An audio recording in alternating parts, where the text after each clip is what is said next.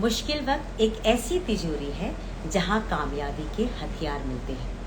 अगर आप किसी भी सफल इंसान से बात करेंगे तो वो आपको ज़रूर बताएंगे कि ज़िंदगी में उनके साथ बहुत सारी मुश्किलें आईं, जिनका उन्होंने सामना किया और विनर के तौर पर वो हम सबके सामने हैं। आज जिनसे मैं आपको मिलवाने वाली हूँ मंथन में, उनसे आप पहले भी मिल चुके हैं। वो एक ऐसी शख्सियत है जिन्हें किसी खास पहचान की ज़रूरत ही नहीं है, मतलब मेरे इंट्रोडक्शन की उनको कोई खास ज़रूरत नहीं है, क्योंकि उन्हें दुनिया गोल्डन गर्ल के नाम से जानती है। 2002 में एक मूवी, आपको पता होगा, कॉमनवेल्थ गेम्स जीती थी हमारी इंडिया की हॉकी टीम, और चक दे इंडिया मूवी बनी थी जिसमें बिंदिया नाम का कैरेक्टर किसी को देख करके पोर्ट्रे किया गया था, ये भी आपको मालूम होगा। तो अब आप समझ गए मैं आपको किससे मिलवाने वाली हूँ। जब मैंने पहले उनका इंटरव्यू लिया था ना, तो उस वक्त वो अर्जुना अवार्डी थी।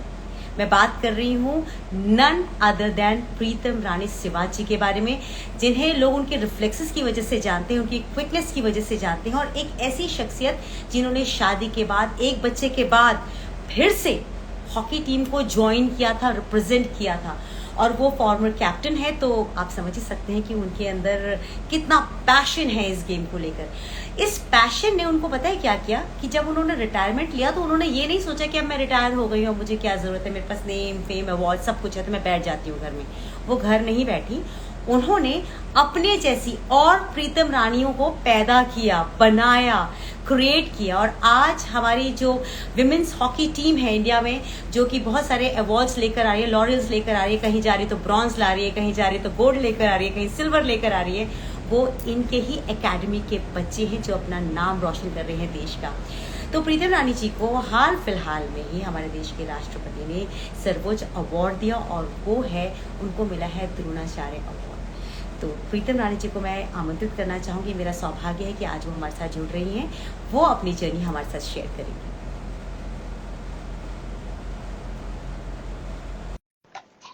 अच्छा, मन में आपके कोई सवाल हो तो जरूर पूछिएगा, अगर आप भी चाहते हैं कि आपके बच्चे भी उनकी तरह सफल हों। वेलकम मैम, नमस्ते। हेलो, नमस्कार, thank you. Ma'am thank you तो मुझे आपको कहना चाहिए। आज आप मैच के लिए गई थी, उसके बाद वापस आई हैं और आप फिर मेरे साथ लाइव करने बैठ गई हैं। आपके जज्बे को तो सबसे पहले सलाम है मैम। इतनी एनर्जी आप लाती थैंक यू। कहाँ से हैं? Thank you. आज आपका कैसा रहा मैम मैच? आज जो आप अंडर 17 को लेकर गई थी मैच के लिए, कैसा रहा मैम परफॉर्मेंस? आज हम लोग जीत गए, 25-0 से मैच जीते। अंडर 16 की जो खेलो इंडिया लीग स्टार्ट की है इन्होंने, और बहुत ही अच्छा एक्सपोजर है। और मेरी टीम ये जो है सेकंड मैच जीती है अभी। फर्स्ट मैच वाह, 7-0 से जीती थी और अब 25-0 से जीती है। माय गॉड, माय गॉड, जबरदस्त मैम, जबरदस्त। मैम आपके जितने भी स्टूडेंट्स हैं, जितने भी बच्चे हैं, वो बहुत नाम रोशन कर रहे हैं। आप नेहा का नाम ले लीजिए, शर्मिला का नाम ले लीजिए, ऐसे बहुत सारे नाम हैं आपके स्टूडेंट्स के। नेहा का नाम मैं खास तौर पर इसलिए लूंगी क्योंकि नेहा ने सच में बहुत स्ट्रगल किया, और आपका उसके ऊपर बहुत ज्यादा प्यार और अटेंशन भी आपने उसको बहुत ज्यादा दिया। आप जो बच्चों को ट्रेन करती हैं, आप बच्चों को चुनती कैसे हैं? आपको कैसे पता चल जाता है कि ये वाला बच्चा जो है बहुत अच्छा खेलने वाला है, इसको अपनी टीम में रखो? योगिता, कभी समय मिले तो मेरी फील्ड पे आना, आपको देख के ऐसा लगेगा कि आप एक मंदिर में आ गए। मेरे पास बच्चों की इतनी स्ट्रेंथ है, 150 गर्ल्स मेरे पास आती है, और बहुत सारों को मैं ये भी बोल देती हूँ मेरे पास स्पेस नहीं है, जगह नहीं है। और अब तो यकीन करेंगे, मेरे पास 20-25 के लड़के भी मेरे पास आ गए, 25 लड़के 30 लड़के मेरे पास ट्रेनिंग पे आने लग गए। और मेरी मजबूरी यह है ओह कि वाह। मेरे को उनको रखना पड़ता है, क्योंकि इतने छोटे छोटे आते हैं, खेलना है। लेकिन मेरे पास स्पेस नहीं है इतनी ज्यादा, क्योंकि एक ही फील्ड है, ग्रासी ग्राउंड में काम करने वाली मैं और मेरे हस्बैंड है। तो हमें जो है इतना मुश्किल होता है मैनेज करना, लेकिन फिर भी मैं नाराज नहीं करती, क्योंकि मुझे ऐसा लगता है हर बच्चा खेलने आया। और जो कि आपने क्वेश्चन किया कि आप कैसे चुनती हो, जब आपके पास इतने सारे बच्चे होंगे तो आप उसमें एक बार खड़े होकर 10 मिनट भी, जब एज ए कोच मैं देखती हूँ, मुझे पता लगता है बच्चा टैलेंटेड है, ये चुलबुला बच्चा है, ये शरारती बच्चा है, जैसे कि वो हमें 1 मिनट में पता लग जाता। तो मैं उन बच्चों पे ज्यादा काम करती हूँ। अच्छा, मतलब शरारती और चिलबुला होना जरूरी है, तब आपको लगता है कि इसको, इस पर हम ज्यादा काम कर सकते हैं, ऐसा कुछ है क्या? एनर्जेटिक बच्चा होना चाहिए? एनर्जेटिक बच्चा बहुत जरूरी है, क्योंकि मैं अपना पर्सनल बताती हूँ, क्योंकि मैं बहुत शरारती भी थी, और बहुत मतलब जो हमारे एम के कौशिक कोच थे मेरे, जो अब की नहीं रहे, वो मेरे को हाँ। हमेशा डांटते रहते थे ऑफ द फील्ड कि ये सब देखो शरारत करती है, जब देखो ये करती है। तो मेरे को ये भी बोलते थे लेकिन ये ग्राउंड में खेलती है। तो मैंने भी आज जैसे नेहा के आप देख लीजिए, नेहा भी बहुत चुलबुली है, बहुत शरारती है, आज भी टीम में जो है उसको शरारती बोला जाता है। और यहाँ भी मैं देखती हूँ बड़ी शरारती चंचल सी है। मैं 3-4 दिन पहले जब आई थी वो खेल के, उससे यही बात कर रही थी। मैंने कहा अब तू टीम में सीनियर हो गया, थोड़ी मैच्योर बन के रहा कर, लीडरशिप क्वालिटी लेके आओ। तो मतलब ये जो चंचलपना होता है ये एक प्लेयर की अच्छाई होती है। ये पता लगता है कि लाइफ में जो है अगर जो ये जैसे चंचल एक्टिव है तो ये जरूर मतलब प्लेयर बन सकता है। मैम आपको ना बहुत सारी चीजों का कॉन्ग्रेचुलेशन देना था मुझे। पहले तो मुझे आपको आपको जो द्रोणाचार्य अवार्ड मिला है उसके लिए बहुत बहुत शुभकामनाएं। आपके बच्चे इतना अच्छा परफॉर्म कर रहे हैं उसके लिए आपको शुभकामनाएं। आपका बेटा भी अंडर 17 वाले लीग में सेलेक्ट हो चुका है, उसके लिए भी आपको शुभकामनाएं। मैम बाहर के बच्चों को सिखाना तो बहुत आसान होता है, अपने बच्चों को ट्रेन करना आपको आसान लगा या आपको मुश्किल मतलब लगता है कि बहुत मुश्किल है, बहुत मेहनत करनी पड़ रही है? नहीं, आपने बिल्कुल सही बोला। अपने बच्चे को, मेरे को बहुत लोग बोलते थे आप अपने बच्चों को इस हॉकी में मत डालो, या मैंने कभी अपने बच्चों को प्रेशराइज नहीं किया आप हॉकी खेलो या आप दूसरी गेम खेलो। जो उनको अच्छा लगता वैसे किया। और रही मेरे बच्चों की बात, मेरे बच्चे जैसे मैं ट्रीट दूसरे बच्चों को करती हूँ उनको पता मम्मी वैसे ही ट्रीट करेगी, आप खेलो मत खेलो। डिसिप्लिन उनके लिए भी लागू होता है, पिटाई उनकी भी होती है, हर चीज उनके साथ भी इम्प्लीमेंट होती है। तो इसलिए मैंने कभी अपने बच्चों को ये व्यवहार नहीं किया कि मैं आपकी मदर हूं, मैं एज ए कोच हूँ। घर में भी काफी बार झगड़ा हो जाता था इस चीज से, मैंने कहा ऐसे करते हैं, घर आके उनकी मदर हूँ लेकिन फिर भी हाँ। मतलब मैं उनको वैसे ही ट्रीट करती थी। इसलिए मेरे बच्चे भी जो इसी फील्ड में है, और ये जो है इनको थोड़ी बहुत जो सफलता मिली है, अभी उन्होंने ज्यादा कुछ किया नहीं है, मतलब जो भी मिली है वो इसीलिए मिले कि डिसिप्लिन के कारण मिले। मेरे ग्राउंड डिसिप्लिन बहुत रहता है। आज नेहा है या शर्मिला है या ज्योति है, निशा, चारों है, चाहे कॉमनवेल्थ खेल के आई चाहे एशियन गेम, वो उसी तरह फील्ड पे आते हैं, उसी टाइम आते हैं, वैसी प्रैक्टिस करती है जो और लड़कियां करती है। और ग्राउंड में भी जो वर्क होता वो सेम करती है। ऐसा नहीं है कि भाई वो एक दिन के लिए चलो उनका वेलकम हो गया, उनको वीआईपी ट्रीटमेंट, लेकिन दूसरे दिन से कोई कॉम्प्रोमाइज नहीं, आप भी सेम काम करोगे। तो ये मेरे ग्राउंड की सबसे ज्यादा खासियत है। अच्छा मैम कभी आपको ऐसा एहसास हुआ, जैसे ये चारों बच्चियों का नाम आपने लिया, नेहा हुई, शर्मिला हुई, ज्योति हुई, और आपने एक और नाम लिया, क्या नाम लिया था मैम? निशा। ज्योति, शर्मिला, निशा निशा। निशा। हाँ, ये जो चारों बच्चियां हैं ये खेल की आई, कॉमनवेल्थ गेम खेल कर आई, अब तो बहुत सारे अवार्ड्स भी ला रही हैं, गोल्ड भी ले आई हैं, सिल्वर, ब्रॉन्ज सब उठा लाई हैं बच्चियां। तो कभी आपको लगा कि इनके नेचर में थोड़ा सा भी चेंज हुआ है, थोड़ा सा टैंट्रम आया हो, या थोड़ा सा अरे अब तो हम भी मेडलिस्ट हो गए हैं, कभी आपको लगा कि हल्की सी गंध आई आपको बच्चों में? कभी कभी मुझे आ जाती है लेकिन उसी टाइम मैं इनको अप टू डेट कर देती हूँ। कभी कभी मुझे ऐसा लगता है, क्योंकि देखो इस लेवल पे जब खेलते हैं तो थोड़ा सा चेंज आना जरूरी भी होता है, लेकिन उसका गेम पे इफेक्ट नहीं होना चाहिए। मैं इनको इसलिए अप टू डेट करती हूँ, बेटा आपको सब चीजें जरूर है, नाम, फेम, पैसा, थोड़ा सा ईगो, लेकिन आप स्वाभिमान रखो, लेकिन घमंड मत करो।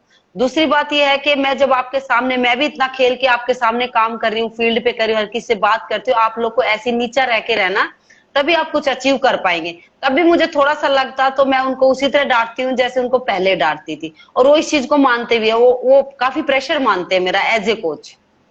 ब्यूटीफुल मैम, ये बहुत अच्छी बात है।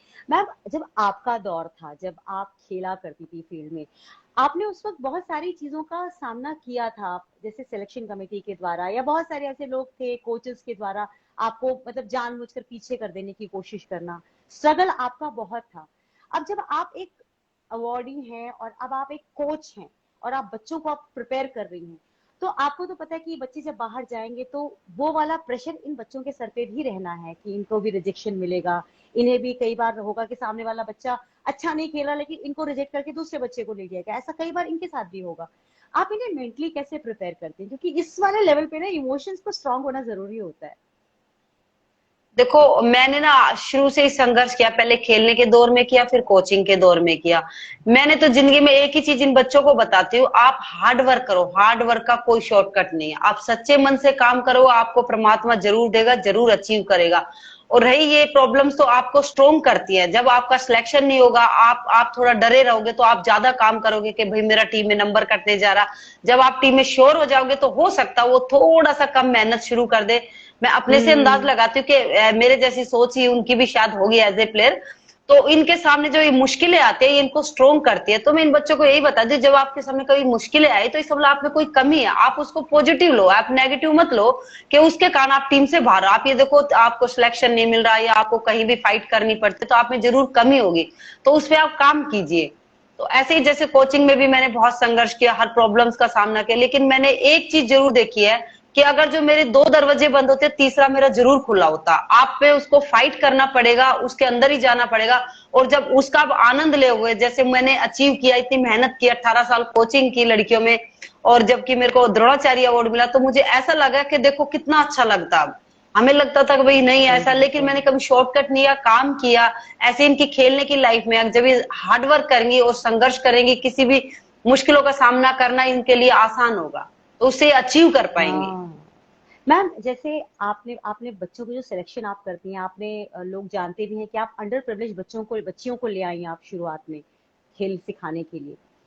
एज अ कोच आपको किन दिक्कतों का सामना करना पड़ा? क्योंकि देखिए, जितना मैं समझ पाती हूँ कि किसी आम बच्चे को जो अंडर प्रिविलेज है, जिनके पास खाने पीने के लिए भी ढंग से चीजें नहीं है, वो कहाँ से हॉकी खेल पाने के बारे में सोच भी सकते हैं। आपको किन मशक्कतों का सामना करना पड़ा? पेरेंट्स को समझाने में दिक्कत ज्यादा आपको हुई, या फिर उनके लिए सामान इकट्ठा करना, खाने पीने की चीजें देना, वो आपके लिए बहुत मशक्कत की बात थी? मैं एक चीज हो तो आपको बताऊं, मेरे पास तो सारी चीजों की प्रॉब्लम्स आई थी, और बार बार मैं उसी चीज को गाती हूँ। मुझे कई बार वो लगता छोड़ो यार, अब तो मैंने काम ही करना है। मेरे साथ तो हर तरह की प्रॉब्लम आई। मेरे पास फाइनेंशियली प्रॉब्लम आई, इक्विपमेंट्स की प्रॉब्लम्स आई, घर से फाइनेंशियली बच्चे कमजोर थे, डाइट की प्रॉब्लम्स आई, ग्राउंड की प्रॉब्लम आई, जो कि मुझे अभी तक भी जो एस्ट्रोटर्फ की सुविधा बहुत अच्छी नहीं मिल पाती, बहुत दूर जाना पड़ता है। बच्चों का फाइनेंशियली किराया नहीं होता, बस मेरे पास नहीं है, ऑटो में बैठ के हम जाते हैं, आज भी ऑटो में जाते हैं। लड़कियों को ऑटो में बैठा के लेके जाती हूँ, 40 रुपए बच्चे का किराया लगता है, 20 आने के 20 जाने के, उनके लिए वो भी देना मुश्किल होता है। तो मतलब आप देखेंगे तो शायद आपको मैं इसलिए बोलती हूँ कि आप मेरे ग्राउंड में बच्चे बहुत है मेरे पास, लेकिन मेरे पास वो चीजें नहीं है जो एक इस लेवल की टीम के पास या इतने अच्छे सेंटर के पास होनी चाहिए। वो अभी तक मेरे पास नहीं है। मेरे पास खेलो इंडिया के अंडर 21 की चैंपियन टीम भी है, जो कि हमने 10 लाख जीते थे पिछले साल। अंडर 21 की लीग हुई थी और बहुत अच्छा टूर्नामेंट ऑर्गेनाइज किया था हॉकी इंडिया ने और साई ने मिलकर। और वाह। अभी अंडर 16 भी खेल रही है, और मेरे पास हर ग्रुप की टीम है। और इस टाइम 2 लड़कियां जूनियर इंडिया टीम में भी खेल रही हैं, और ये 4 लड़कियां सीनियर में खेल रही हैं, एक और सीनियर में है। तो 7-8 लड़कियां मैं 2 किलोमीटर में से जो है लड़कियां दे सकती हूँ, और बिना सुविधाओं के। मेरे पास गवर्नमेंट की कोई स्कीम नहीं है, गवर्नमेंट का कोई बहुत ज्यादा मेरे पास हेल्प नहीं है। सब इक्विपमेंट्स वगैरह सब मैं खुद फाइनेंस अपने आप बच्चों के लिए करती हूँ। चाहे मैं किसी से हेल्प लेती हूँ, या अपने प्रशासन में जाके किसी रिक्वेस्ट करती हूँ, या कोई सीनियर प्लेयर उससे बोलती हूँ, या मैं मेरे हस्बैंड अपने पास से करते हैं, तो मैं सब कुछ अपने पास से करती हूँ। लेकिन भगवान मुझे इतनी शक्ति देता कि मैं इस काम को करूं। और एक प्रॉब्लम हो तो आपको बताऊं, ये प्रॉब्लम है।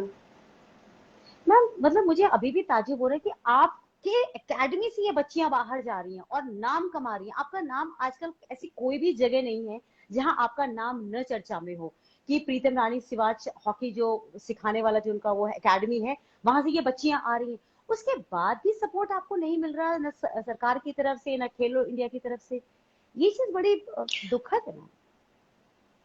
अभी मैडम खेलो इंडिया में हमारी लड़कियां आई हुई है स्कीम में, उनको ऑलरेडी पर्सनल स्कॉलरशिप मिलते हैं, लेकिन फील्ड के लिए हमें कोई एडवांटेज नहीं है। एस्ट्रोट्रॉप इक्विपमेंट्स या उस एकेडमी को हम अडोप्ट कर ले, या स्टेट गवर्नमेंट ने अभी बोला हम नर्सरी देंगे वो देंगे, मतलब अभी तक मेरे पास एट प्रेजेंट आज तक मेरे पास कुछ नहीं है। एस्ट्रोट्रफ है, उसकी बहुत बुरी हालत है, हमारे हरियाणा में एस्ट्रोट्रफ है, उस पे जो है इतनी बुरी हालत है, बस हम मैनेज करके प्रैक्टिस करते हैं, खुद ही पानी लगाते हैं, खुद ही लाइट का सारा काम देखते हैं, और खुद ही सफाई करते हैं, घास काटते हैं ताकि वो मेंटेन रहे। अभी काफी डैमेज हो चुका, वो भी चेंज करने वाला हो रहा है। कई लड़कियों को इंजरी भी हो चुकी है, सर्जरी करानी पड़ी है। इवन मेरी बेटी को भी पिछले महीने ही सर्जरी करवाई है, लिगामेंट्स डैमेज हो गया था। तो ग्राउंड की ओहो। इतनी बुरी हालत है। अब ये चीजें बार बार मैं सोशल मीडिया पे आके बताती हूँ या टीवी में बताती हूँ, तो इसका नेगेटिव असर पड़ता है। आपको बताती हूँ इसका फिर क्या होता है, काफी लोग दुश्मन हो जाते हैं कि बार बार सरकार को बोल रही है। मैं सरकार को दोष नहीं दे रही, लेकिन हो सकता है हमारा सेंटर ना दिखाई दे रहा हो, ना पता लगाओ। हम हर समय मैं मेल भी करती रहती हूँ, मैसेज करते हुए मिलती रहती हूँ प्रशासन से, लेकिन अभी तक मतलब वो चीज नहीं मिल पाई। जो इतना कुछ ना होने के बाद भी मैं इतना काम कर रही हूँ कि इस सेंटर को तो फुल सुविधाएं दो और यहाँ से प्लेयर निकलेंगे।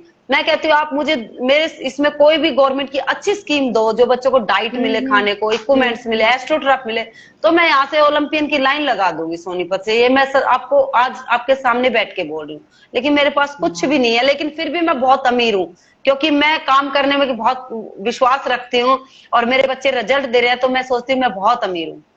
सच में मैम, पता है आप जिस तरह से मेहनत कर रही हैं और आपके बच्चे जिस तरह से अपना नाम कमा के दे रहे हैं आपको, मुझे बिल्कुल वो महाभारत काल में वो द्रोणाचार्य अर्जुन, वो सारा जो सीन है ना वो आंखों के सामने आ रहा है। उनके पास भी बहुत कुछ नहीं था, लेकिन उन्होंने बहुत कुछ कर दिखाया। वही सेम वही सीन आपके साथ भी चल रहा है। तो मतलब जी। आप असल में द्रोणाचार्य हैं, देखा जाए तो आप असली द्रोणाचार्य आप ही हैं। ये अवार्ड नहीं मिला आपको, आपके नाम को जस्टिफाई कर रहा है द्रोणाचार्य अवार्ड। मैम आपकी जर्नी एक अर्जुन अवार्डी से लेकर के द्रोणाचार्य अवार्डी के बीच में कैसी रही है? एक खिलाड़ी के तौर पर अपना नाम बना के रख के आप चाहती तो आप जिंदगी को आसानी से गुजार सकती थी, है ना, आराम से उस प्रेम के साथ जी सकती थी। आपके पास अच्छी खासी नौकरी, आपको कोई जरूरत थी नहीं कि आप इतना स्ट्रगल करती है। आज तक भी आप स्ट्रगल कर रही हैं। तो ये जो जर्नी आपने चुनी है अर्जुन अवार्ड से लेकर द्रोणाचार्य के बीच में, इसके पीछे मंशा क्या थी आपकी? क्या सोचा था आपने? मैं ये सोचती थी, जब मैं खुद खेलती थी, मैं भी गांव से बिलोंग करती थी, गुड़गांव झारसक पास गांव था, मेरे पास बहुत सुविधाएं नहीं होती थी, लेकिन मेरा एक ही जज्बा था, मेरे को इंडिया खेलना, कैप्टन बनना है, मतलब ऐसे मेरे को शुरू से शौक था बहुत ज्यादा। तो जब मैं खेलती थी, मैं ऐसा मानती हूँ कि जो कोचिंग का पीरियड है उससे ज्यादा अच्छा खेलने का था। जो खेलने में मजा आता वो कोचिंग में, कोचिंग बहुत डिफिकल्ट है। नहीं, मजा तो मुझे कोचिंग में भी आता, लेकिन मेरे पास सुविधाएं, तो मुझे संघर्ष करना पड़ता है, इरिटेट हो जाती हूँ, फ्रस्ट्रेट हो जाती हूँ। तो मेरा ऐसा मानना कि खेलने का पीरियड ज्यादा अच्छा होता है। और कोचिंग में क्या है, आप कई बार ऐसा होता है, जैसे मैं कोचिंग करती हूँ, बहुत काम करती हूँ लड़कियों पे, लेकिन उतना उतना लेवल का हॉकी खेलती नहीं, टूर्नामेंट में वो रिजल्ट नहीं देती जो मैंने सिखाया होता है, मेरे हस्बैंड ने सिखाया होता है। हम बहुत मतलब करते हैं कि भाई 100%, 70% इतना दे, लेकिन लड़कियां 60-50% पे आ जाती है। तो फिर ऐसा लगता है इतनी मेहनत के बाद रिजल्ट जो है लड़कियों ने दिखाना, मेरा रिजल्ट जो मैंने इन पे काम किया वो दूसरे ने दिखाना, और जो खेलने का पीरियड होता है वो खुद खेलना, खुद दिखाना होता है। तो ये बहुत फर्क है इसका, कि मेरा रिजल्ट वो बच्चे दिखाएंगे और उसमें मैंने पर्सनल रिजल्ट दिखाया, ये डिफरेंस है दोनों में। लेकिन मजा खेलने में आया था। मजा है, बहुत बेहतर मैम। अच्छा मैम, अभी भी आपके कुछ ड्रीम्स हैं कि आपको दो इतने महत्वपूर्ण अवार्ड्स मिल चुके हैं, आपके बच्चे इतना अच्छा परफॉर्म कर रहे हैं, क्या अभी कोई ऐसा सपना है जो आपको लगता है कि मेरा वो सपना पूरा होना भी बचा हुआ है? मैम सपना तो अभी पूरा हुआ ही नहीं है। सपना तो अभी अवार्ड मिलने से मेरा सपना, मैंने अवार्ड का बिल्कुल नहीं उम्मीद की थी। बहुत अच्छा किया गवर्नमेंट का, मैं धन्यवाद करती हूँ स्पोर्ट्स अथॉरिटी ऑफ इंडिया का, हॉकी इंडिया का, सरकार का, जो मुझे इतने अच्छे अवार्ड देके सम्मानित किया और मोटिवेशन मिला मुझे से। लेकिन मैंने 1% ये अवार्ड सोच के भी काम नहीं किया था, निस्वार्थ काम करती थी, और मैंने सच बताऊं उम्मीद भी नहीं की थी मुझे मिलेगा, क्योंकि लोग बहुत सारे जो है अवार्ड के लिए लाइन में थे, तो मेरे को लगता था भाई हम भी बाद में देखते हैं। लेकिन उन्होंने मुझे चुना, तो बहुत अच्छी बात है, मोटिवेशन है, और इससे महिलाओं के लिए बहुत हो गया कि लेडीज कोई भी काम करेगी आगे आ सकती है इसके लिए, अवार्ड के लिए। बाकी फिर भी सपना तो मेरा अभी पूरा हुआ नहीं, क्योंकि ओलंपिक्स में हम बहुत अच्छा रिजल्ट हमने दिया, लेकिन 4th प्लेस आई है। और मेरा ऐसा सपना कि ओलंपिक्स में हमारी जो टीम है, इंडियन विमेंस हॉकी टीम है, पोडियम पे, मैन तो आ ही गए हैं, विमेंस हॉकी टीम को पोडियम पे देखना चाहती हूँ। और उसके लिए जी जान से जितना मेरा योगदान हो सकता है देश के लिए, टीम के लिए, मैं उतना ही काम करूंगी। मैम वो तो जरूर पूरा होगा, क्योंकि मैंने एक चीज तो देखी मैम, आपने जो ठाना है ना वो कर दिखाया है। चाहे वो आपके टाइम की बात हो जब आप खेल रही थी तब की बात हो, चाहे वो अब आप अपने बच्चों के साथ जो कर रही हैं, आप जो कहती हैं वो कर दिखाती हैं। तो ये मुझे उम्मीद है कि ये पोडियम पे लड़कियां खड़ी मिलेंगी बहुत जल्दी। अब जी अगला थैंक क्या यू। मैम? अब अगला क्या करने वाली हैं आप? अगला मैम मेरा एक ही टारगेट है। मैं देखो हिंदुस्तान टीम के लिए तो मैं बच्चे तैयार कर रही हूँ। मेरा एक ही सपना, मैं हरियाणा के अंदर सोनीपत के अंदर, जहां मैंने जन्म लिया, जिस एरिया में, गांव में, वहां मैं एक बहुत अच्छा सेंटर देखना चाहती हूँ, जो कि वहां पे उन बच्चों को वहीं रहे। क्योंकि हमारी लड़कियां बार बार कहीं भी जाती है, मैं देखती हूँ बच्चे हमारे देखते हैं, दूसरों की डाइट देखते हैं, दूसरे की इक्विपमेंट्स देखते हैं, दूसरों का रहना सहना देखते हैं, लेकिन जब ये जीतते हैं तो मैं कहती हूँ सब तुम्हें देखते हैं, सब तुम्हें देखते हैं। एक ही चीज ध्यान रखो, लेकिन जिस दिन इन बच्चों को इतनी डाइट, जितनी और सेंटरों में इतना इनको सुविधाएं, और इतना अच्छा एक एसी हॉस्टल, मतलब मेरी ड्रीम है कि इनको पूरा कोई भी साई की स्कीम हो या स्टेट गवर्नमेंट की कोई भी मुझे मिले, ताकि इन बच्चों के मुंह के सामने एस्ट्रोट्रफ हो और वहीं पे ये रहे, वहीं पे खाना खाएं, अच्छा खाना खाएं, अच्छी डाइट ले और ये देश के लिए अच्छा खेले। तब मुझे लगेगा कि मैंने मेरे अंदर जो था, जो सुविधाएं मुझे नहीं मिली थी, मैं इन बच्चों को दिलवा पाई, और मेरी लड़ाई लास्ट तक रहेगी और पूरी पूरी कोशिश करूंगी इन बच्चों को मिले। मैम, जिस हिसाब से आप काम कर रही हैं, वो दिन दूर नहीं जब आपकी आवाज उन लोगों तक जिनके कान अभी तक बंद हैं उन तक नहीं पहुंचेंगे, जरूर पहुंचेंगे मैम, और आप तक वो चीजें जो सच में जरूरत है वो पहुंच जाएंगी। ये मुझे भी उम्मीद है, और अपनी तरफ से हम भी यही कोशिश करते हैं कि आपकी बात को और आगे तक हम पहुंचा सकें। अच्छा मैम, आपके बहुत सारे, आपने बताया कि लड़कों ने भी अब ज्वाइन कर लिया आपको, पहले सिर्फ लड़कियों को आप ट्रेन करती है, अब लड़कों ने भी ज्वाइन कर लिया। लड़के और लड़कियों को जब आप सिखाती हैं तो एक फर्क आपको नजर आता होगा एटीट्यूड में, विचारों में, लड़के और लड़कियों के बीच में। सीरियसनेस आपको किस में ज्यादा दिखती है, लड़कियों में दिखती है, लड़कों में दिखती है, खेल के प्रति? अभी लड़के मेरे पास छोटे छोटे हैं, 6th में, 5th में, 7th है, जो बहने उनके भाई आते हैं, धीरे धीरे सेंटर बढ़ रहा है। लेकिन हाँ, लेकिन मैंने एक चीज तो देखी है, लड़कियां काम करने में तो बहुत डिसिप्लिन, बहुत सिंसियर, बहुत मेहनत करती है, हार्ड वर्कर है, लेकिन लड़कों में निखार जल्दी आ जाता है। अगर जो मतलब 18 उन्हें उन्हें कुछ नहीं उनको करना। पता नहीं, मैं देखती हूँ लड़कों में निखार जल्दी आता है, वो जल्दी सीखते हैं, लड़कियां थोड़ा लेट जरूर सीखते हैं, लेकिन वेल डिसिप्लिन में रहती है, ग्राउंड में बहुत काम करती हैं, हर ग्राउंड को मेरे को मैनेज करती है। मैं कहती हूँ लड़कियां इतना काम करती है ग्राउंड में, एक मतलब एक बहुत बड़ा कंपटीशन भी अगर जो मैं अपने यहाँ अकेडमी में करवा दूं अपनी सोनीपत में, तो मेरी लड़कियां ऑर्गेनाइज कर सकते हैं, इतना अच्छा मेरी लड़कियां काम करती है। लेकिन लड़कों में यह इन चीजों में वो नहीं कर सकते, लेकिन उन पे मैं थोड़ा कम भी मेहनत करती तब भी देखती हूँ वो इनसे अच्छे हो जाते हैं, जल्दी तैयार हो जाते हैं, क्योंकि उनको जाके घर कुछ नहीं करना होता, बिंदास आके खेलते हैं, मस्ती करते हैं, कुछ नहीं करना होता।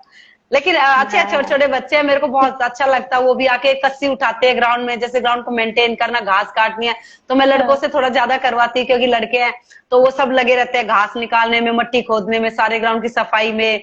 लास्ट में लेट भी हो जाए तो बॉयज है, कोई प्रॉब्लम्स नहीं है, तो मतलब मेरे को उनसे सपोर्ट भी बहुत है, और उन पे अब मैं काम भी करूंगी बॉयज पे भी।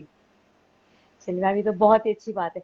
जो एस्पायरिंग बच्चे हैं, जो हॉकी में जाना चाहते हैं या किसी भी स्पोर्ट्स में जाना चाहते हैं, उनके लिए आपका क्या मैसेज है मैम? मैं तो हर बच्चे को, हर खिलाड़ी को यही कहना चाहूंगी, या कोई भी नॉर्मल बच्चा है, कि वो स्पोर्ट्स जरूर करे, लेकिन स्पोर्ट्स को बिल्कुल ये सोच के ना करे मेरा कैरियर बनेगा, मैं देश के लिए खेलूंगा। आप एक इंजॉयमेंट के लिए करें। खेल हम क्यों खेलते हैं? मजे के लिए खेलते हैं। बचपन में बोलते जाओ खेल के आओ, तो क्यों खेलते हैं? मजे के लिए। अगर हम शुरू में उसको बोलेंगे देश के लिए खेलना है, ये करके आना, मेडल लेके आना, अब इतना बड़ा बोझ तो हमने उनके सिर पे शुरू में ही रख दिया। तो जब भी बच्चा कोई भी स्पोर्ट्स करे, कोई भी करो, उसको स्पोर्ट्स जरूर करना चाहिए, और उसको प्रेशर नहीं लेना चाहिए, पढ़ाई के साथ स्पोर्ट्स का बैलेंस रखना चाहिए। अगर जो आप बहुत अच्छे होंगे तो देश के लिए खेलना चाहिए, नहीं तो अपने शौक के लिए खेलना चाहिए। Ma'am, thank you so much, आपने अपना समय दिया। आज आप इतनी थक के आई हैं और मैं फिर भी आपके पीछे पड़ गई कि मुझे आपका इंटरव्यू करना है। कोई बात आपने नहीं। समय दिया। Thank you so much. और मेरी ओके, शुभकामनाएं आपके साथ है मैम, कि आप ऐसे थैंक ही यू हमारे योगिता। देश का नाम रोशन करते रहे ma'am. Thank you so much ma'am, thank thank you. You, thank you. Okay, bye bye. Bye ma'am, bye.